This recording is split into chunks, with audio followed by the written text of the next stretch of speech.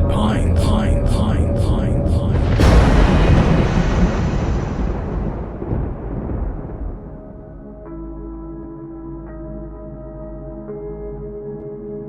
Welcome to Haunted Pines, true and bizarre stories including the paranormal, true crime, extraterrestrials, monsters, and more. I'm Nomar Slevik, and tonight's story takes us to Lily Bay Township in Maine. In 2011, a man woke up in the middle of the night convinced that someone, or maybe something, had been in their bedroom. This is the Lily Bay Intruder.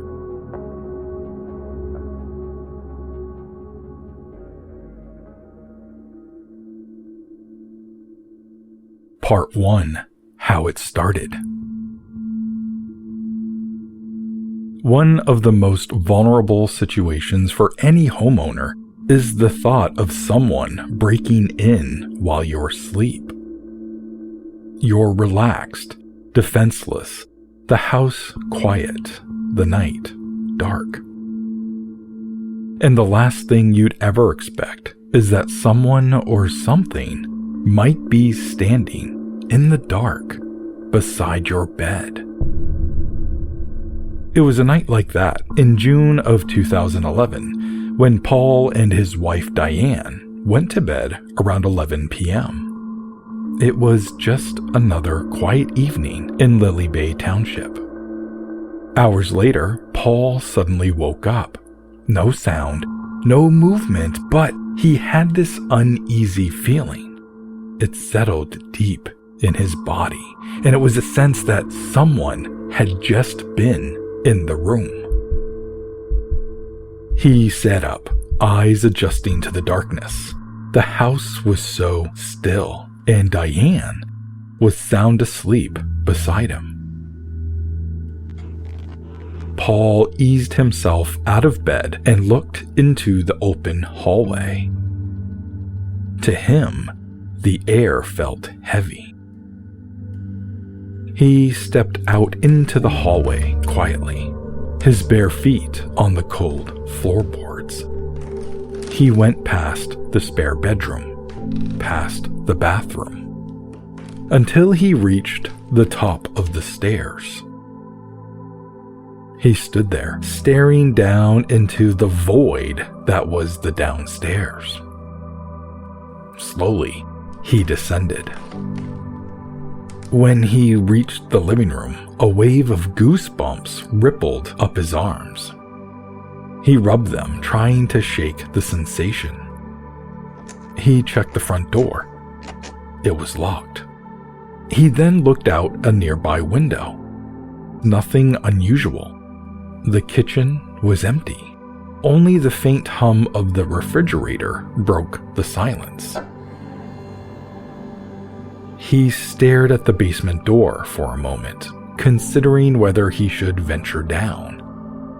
It was that dark, scary place, and he decided to leave it be. Before heading back upstairs, he checked the front door again. He was finally satisfied that it was locked.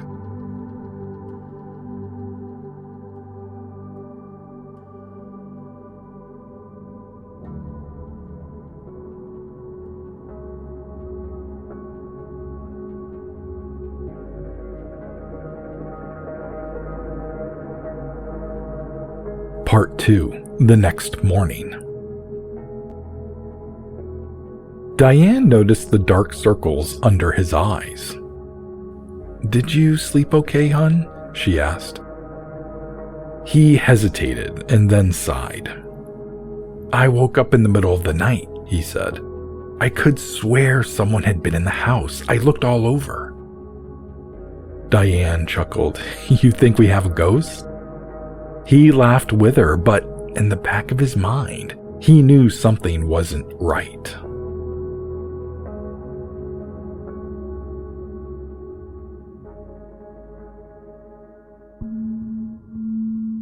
Part 3. The next incident. Weeks passed. Then one night, Paul woke again. and he had that same feeling. That same certainty that someone had just been there, inside the room. He retraced his steps just like before. When he looked out the window this time, a bright light caught his eye. He saw it hovering above the trees, and then it vanished. Paul hurried outside, but the night offered nothing in return. When he came back to bed, Diane's voice startled him. "What happened? Did you go outside?" He laughed nervously, thinking she had been asleep. He told her about the light, and about the feeling again of someone being inside the room. She shook her head and said, "You were probably just dreaming." Paul nodded, but he knew better. The feeling was too real. So, over the weekend, he dug out his camera. He didn't really know why, only that he needed and wanted it nearby. He placed it on his nightstand beside the lamp. Oddly enough, that gave him comfort. Paul was also an amateur astronomer. Upstairs, he kept a telescope aimed through an east-facing window with a clear view of the sky over Moosehead Lake. He often used it to scan the stars, but lately, he had a feeling that something different was out in the sky.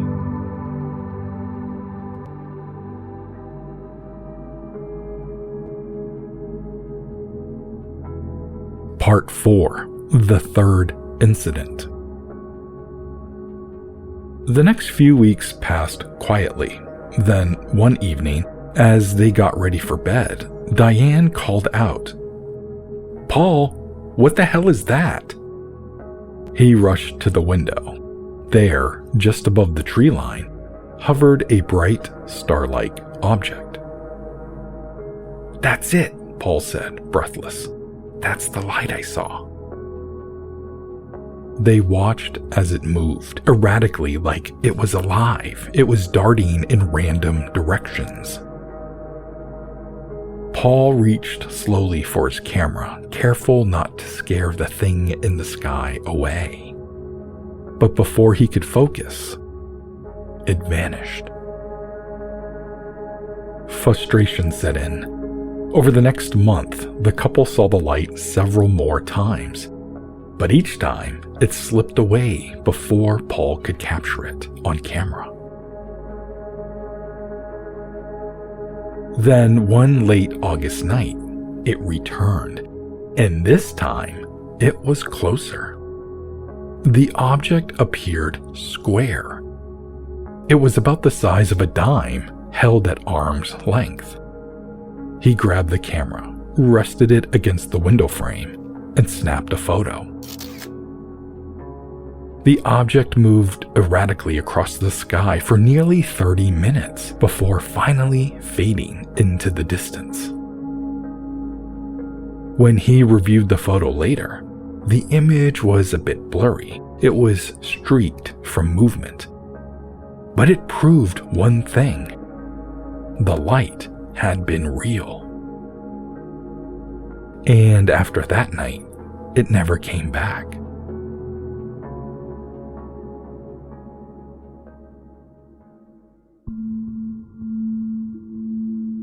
Part 5. The Aftermath. Paul never woke to that strange presence again. No footsteps, no sense of being watched. He realized that the strange feeling stopped after the lights disappeared. He later remembered earlier encounters, years before. And this was when strange lights had raced silently across the sky above Moosehead Lake.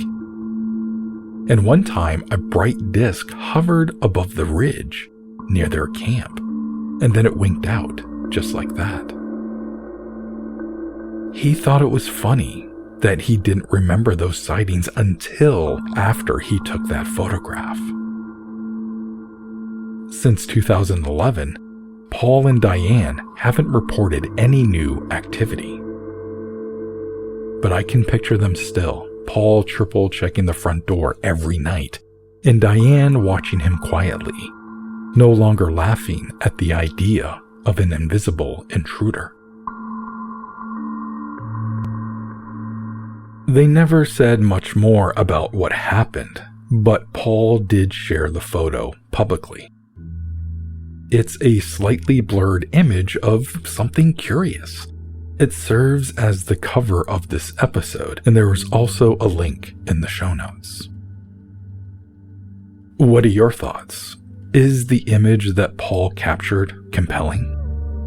Have you seen something similar?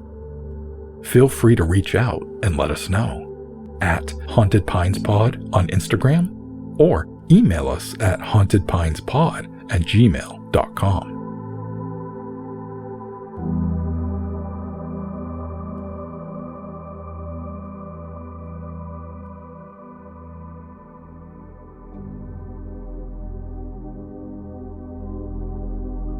If you enjoyed tonight's story, please share the Haunted Pines podcast with someone who loves true tales and the unexplained. You can find this and other strange stories in my books, Humanoid Encounters, Granite Skies, UFOs over Maine, and my latest work, In the Pines, that'll be out soon. Check the show notes for links. Until next time, always be aware of your surroundings, for the night belongs to the ghosts. I'm Nomar Slevik, and this is Haunted Pines.